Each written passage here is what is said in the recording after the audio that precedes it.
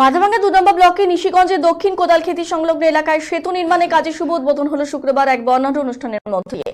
কাজের শুভ সূচনা করলেন উত্তরবঙ্গ উন্নয়ন মন্ত্রী উদয়ন গুহ। এছাড়া উপস্থিত ছিলেন মাথাভাঙ্গা 2 নম্বর পঞ্চায়েত সমিতির সভাপতি শাবলু বর্মন, তৃণমূলের ব্লক সভাপতি খোকন বিশ্বাস, নিশিগঞ্জ 1 নম্বর গ্রাম পঞ্চায়েতের প্রধান রজনীকান্ত বড়ুয়া, নিশিগঞ্জ 2 নম্বর গ্রাম পঞ্চায়েত প্রধান নীরেন্দ্র রায় সরকার সহ বর্গনা।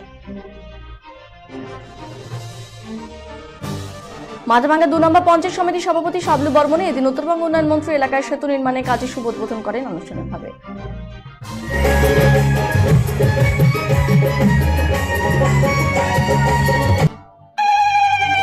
শিলান্যাস একটি টুকটি ঢালাই দিয়ে আজকে শিলান্যাস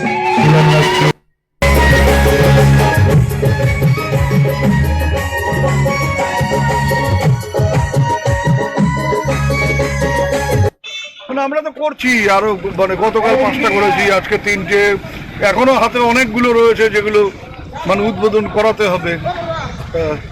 দেখি যতটা সময় করতে পারি। নিশিগঞ্জ বারবার কলেজের কথাটা উঠছে, কোথায়? নিশিগঞ্জ কলেজটা আছে।